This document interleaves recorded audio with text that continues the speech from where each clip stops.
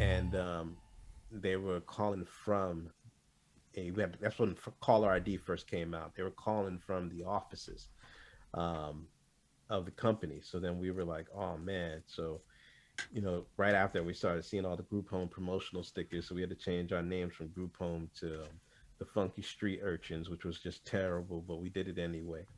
And it was me, my man Rockstay Pood, my man Foo Live. We were like a leaders of the new school kind of type of band. Um, we got our demo tape over to Stretch and Bob. They let us come on.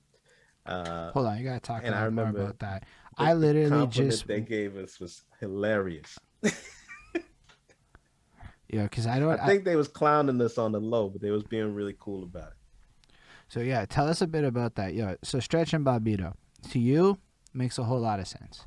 For me, people kept saying it. I'm like, hold up, what's a fucking Stretch and Bobbito? I know the answer now. Last Saturday we watched the documentary about Stretch and Bobbito, so now I Yeah, know what it is to be a Stretch kid and a Bobbito kid. So when Big yeah. Zoo said he was a Bobbito kid, I didn't know what he meant. Then I heard about that, and I'm like, oh, that makes a lot of sense. Actually, I've heard Big Zoo rap a whole bunch of times. That makes total sense to me now. Yeah. So with that, why don't you share a little bit about an experience like that, like actually meeting them and going through that whole like route or whatever? Just talk about that, and how important that is, so that people can understand actually how cool that really is.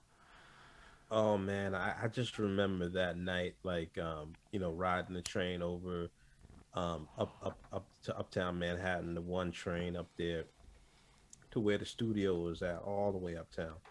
And it was like in this old, like kind of like it was like a campus, but it looked like a church.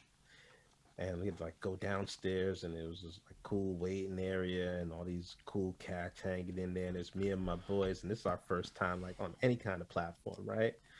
And I'm like 20, and just excited as all get up. Um, and they call us in the studio, and they just ask us about our music, and we go through our spiel, because our angle was, we are the group home, and we my one dude was like the court jester of the group. He was like the funny dude. My man Rockstay Poo was like super serious. I was like the lyrical dude. So we each had our role in the group, and then we started spitting, and we did pre-prepared songs, right? So we literally did routines up in there. We was like doing each other's fill-ins, and like doing like leaders of the new school type fills. Um, and so when we left, they were like, "Yo, they was doing routines. Yo, that was special." um, but we were like super excited. We took that as love. Like we were like, "Yo, we just got dapped." And then all the homies were like, "Yo, we heard you on Stretch and Bob." Like it was like, top of the world. Like it was nothing like it. Yeah, and I gotten to go back there many times since, right? And that's a blessing in and of itself. But that first time was like, it was like, and it was good to do it with the homies. But I think that was also um, one of the things that I had eventually come to learn, that the producer, even though he went with the group idea, he didn't really want to do that. And he had always wanted me to just do my own thing. Um, but I think throughout my early career, like there was always yeah, I always felt like I would work better as a part of a group than doing my own thing. And I think that maybe it was part confidence thing, but also like um, I didn't really have a lot of family here, and oftentimes you got crew, like that's like your family, and you really you want the best for them, along with the best for yourself. But it's hard to get it all, and oftentimes people don't want to collaborate with you when you come with a lot of baggage.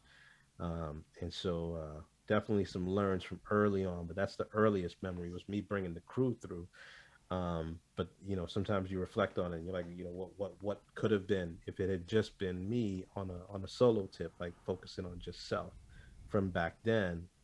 And then once you're established, you can work some other things out. So um, it's just as I reflect on it, right? Like all these thoughts start coming up, No, but these and are like really important thoughts, right? Because there's a lot of people yeah, man. today that don't know how to approach things. Like a lot of people. Like if you were to say to me, is it better to be in a crew or not? I don't know. I did this really solo thing for a while, and the truth is, maybe I would have been smarter to work with people. Maybe I would have learned a lot of lessons in life working with people with regards to compromise, having to deal with people at that age that I had to learn later on in life. Whereas if I was the Yeah. star of my own show, as I was the whole time, it was a little bit harder to learn how to work with people later on in life. So maybe there were blessings in the situation that you had, because there's no way you work with two other people, everybody playing a role, and didn't have to learn a little one too about politicking in the process. Hmm. Oh yeah. Listen, that's I appreciate you for bringing that up because as I think about it, right, and I wouldn't want anyone that I've ever worked with to feel any kind of way about it, and I have no remorse for it because of the skills that it taught me was just that, right? And oftentimes I would lead these groups or these teams, and I learned from each experience, like a different lessons in leadership, and currently that's my profession right now, and I'm really good at what I do, which I'm thankful for. But a lot of that was transferable skills from having been in those type of situations and working with so many different personalities, like and you know artistic personalities are some of the strongest personalities to try to build consensus with, you know so if you can get a group of 6, 7, 5, whatever it is, however many, on the same page and moving in the same direction, like you have developed some really solid leadership skills, and they are Leadership transferable. skills. Yeah. Yeah, I was just about to say legit. Oh It's my another, gosh. people don't understand when dealing with our community, and if you're able to get us organized, you Hmm. that's another type of leadership. That's a whole nother level. It's presidential type of like qualification. People don't realize, like it's very difficult. It's not easy to get. And then artists, us as artists, Oh my gosh, we're forget the it, even Yeah. worst. harder.